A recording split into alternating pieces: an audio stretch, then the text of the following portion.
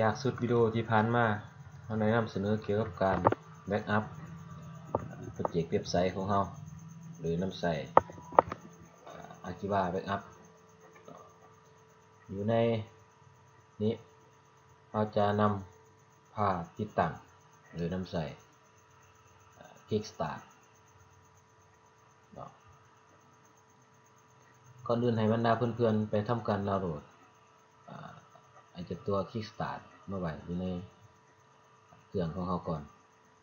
ก็คือสามารถเข้ามาดาวน์โหลดได้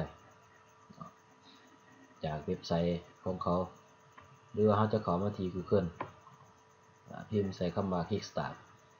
อยู่ในนี้จะใส่เวอร์ชัน 3.4.1 เพื่อนๆก็สามารถไปดาวน์โหลดได้จากตรงนี้หรือจากนี้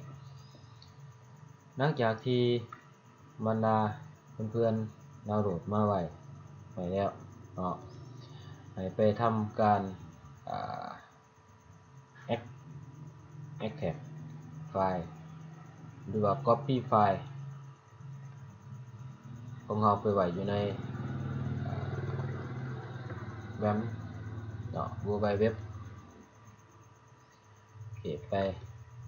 แตกไฟล์ออกextract ไปเราจะได้โฟลเดอร์ของ Kickstart ที่มีในหลายไฟล์ประกอบอยู่นำแต่สิ่งที่ขาดบ่ได้ให้บรรดาเพื่อนๆสังเกตเห็น kickstart.php เพราะว่าเราจะติดตั้งผ่านโปรแกรมดังกล่าวนี้โดยนำใส่ไฟล์ .php นี้หลังจากที่เราได้มาแล้ว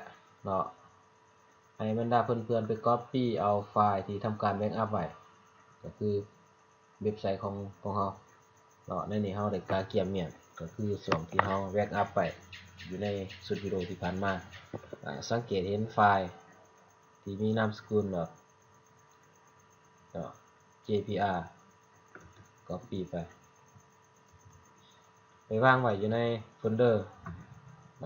Kickstart นั้นสังเกตเห็นเข้ามาจากนั้นไปใส่ชื่อเว็บไซต์ของเราหรือว่าชื่อโปรเจกต์ของเราคลิกขวาใส่ได้เลือก rename เราจะขอใส่บอกว่าจุฬา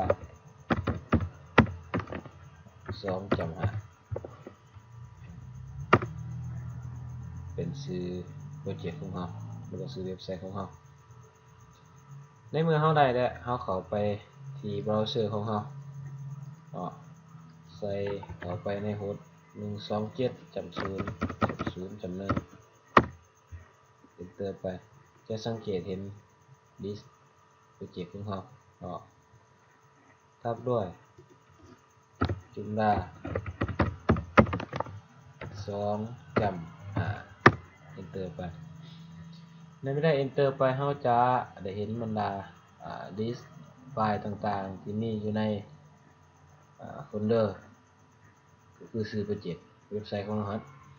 สิ่งที่ขาดบ่ได้ก็คือไฟล์ที่มีว่า kickstart.php และไฟล์โปรเจกต์เว็บไซต์ของเราที่ทำการแบ็กอัพไว้ให้บรรดาเพื่อนๆคลิกไปใส่ที่ kickstart.php จากนั้นคลิกออกเลื่อนลงไปจะสังเกตเห็น start ก็คือใส่ปุ่ม start โปรแกรมจะทำการแตกไฟล์หรือว่าโฟลเดอร์ต่างๆที่มีอยู่ในโปรเจกต์ของเราที่เราได้ทำการแบ็กอัพไว้จะใช้เวลาสำหรับการ extract ไฟล์ดังกล่าวนั้นจะสาด้วยอิงตามขนาดของไฟล์แบ็กอัพที่เราแบ็กอัพไว้แต่ว่าไฟล์ที่เราแบ็กอัพไว้มันมีขนาดน้อยเวลาในการแตกไฟล์ก็จะสั้นลงแต่ถ้าหากว่ามันใหญ่หรือว่ามันหลายก็จะใช้เวลาพอสมควรจะสังเกตเห็นอยู่ในแถบด้านบนจะทำการ extract บรรดาพวก component plugin เทมเพลตเนาะต่างๆจากนั้นคลิกไปที่ run หรือ install ก็คือทำการสู่กระบวนการติดตั้งnext ไปมาฮอดจุดนี้โปรแกรมจะให้ใส่สื่อบรรดาฐานข้อมูลที่เราจะติดตั้งลงไปก่อนเดินให้เราไปสร้างฐานข้อมูลเนาะเดี๋ยวอันนี้อยู่ในส่วนที่เราแบ็กอัพไว้ฐานข้อมูลของเราสื่อจุมลา2.5เนาะแล้วเราไปสร้างฐานข้อมูลให้กับโปรเจกต์ของเรา phpMyAdmin เข้าไปจากนั้นใส่ไปที่ database ใส่ชื่อโปรเจกต์ของเราสิ่งที่สำคัญก็คือชื่อโปรเจกต์กับชื่อเรียกว่าฐานข้อมูลตามที่เราเสนอในสุดที่ผ่านมาอยากให้มันคือกันที่สุดเท่าที่จะเป็นไปได้เพราะว่ากรณีที่เรามีโปรเจกต์หลายตัวคือสังเกตเห็นจุมลาคือกันมี 2-3 ตัวหรือว่ามีเป็น10ตัวในเวลาที่เราเอิ้นฐานข้อมูลมาใส่เราจะสามารถจำแนกได้ง่ายว่าชื่อฐานข้อมูลตัวใดและเป็นชื่อของเว็บไซต์ตัวใดที่มันสามารถแมทกันได้อันนี้ก็เป็นวิธีการหนึ่งโอเคมาใส่ชื่อให้มันเป็น 2.5 จุมลา 2.5 เพราะว่าฐานข้อมูลเราสร้างเป็นจุมลา 2.5 เนาะเพื่อให้ง่ายในการจื้อหรือว่าการมาน้ำใส่ส่วนค่าอื่นๆdatabase server host เราก็ใส่เป็น localhost user ก็คือเป็น root รหัสผ่านเรียกว่า password เราบ่ได้ใส่ตอนที่เราติดตั้งweb server ก็คือปลายาวางเมียดจากนั้นนิกไประบบจะทำการคืนค่าให้แก่ฐานข้อมูลหรือว่าไฟล์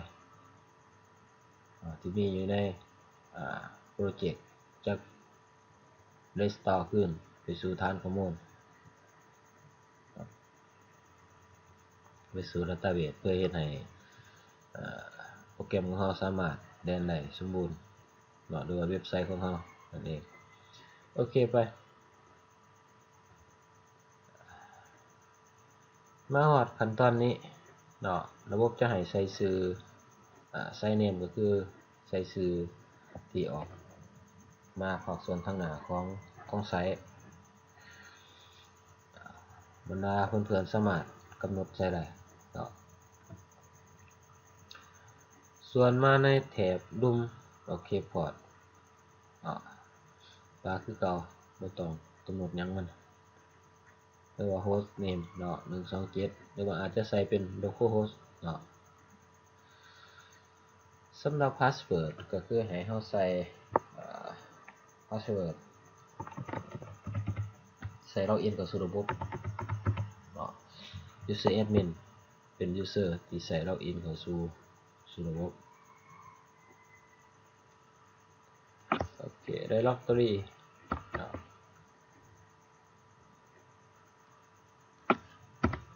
ตัดออกตัวที่ใส่ login เข้าสู่ระบบก็คือจะเป็นตัวนี้ขอโทษนะจะเป็นอยู่เบื้องดุมลงมาก็คือ super administrator setting ตัวเป็นรหัสเป็น user ใส่ login กับระบบตัวนี้เป็นรหัสผ่านจะใส่รหัสเพื่อใส่ login เข้าสู่ระบบโอเคจากนั้นไปที่นี้สำเร็จกระบวนการในการติดตั้งสิ่งที่สำคัญที่สุดก็คือให้ทำการ remove เกินว่า folder installation นั่นออกจาก directory หรือเราจะกลับมาที่แถบ commit เข้าไปที่ clean up เพื่อทำการ clean บรรดาค่าหรือว่า ตัวติดตั้งต่างๆออกไปเพื่อให้ระบบของเราสามารถใช้งานได้เป็นปกติคลีนหลังจากนั้นเราจะสังเกตเห็น2ตัวเนาะ basis อยู่ใส่ back end ก็คือเขาไปส่วนนางว่าเนาะเขาไปฝากส่วนของ back end ส่วนตัวที่ basis อยู่ใส่ front end เขาไปฝากส่วนของนางว่าเนาะลองคลิกต่อไปเลยเราจะสังเกตเห็น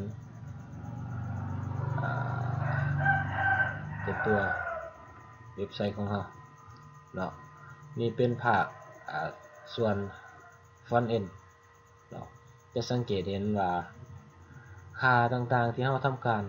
กำหนดเมียนตอนที่เราแบ็กอัพยังเหมือนเดิมเนาะปกติทั้งหมดนี่เป็นวิธีการหนึ่งที่เขียนให้เรา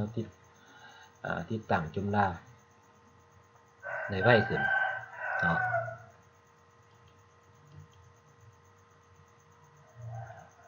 โอเค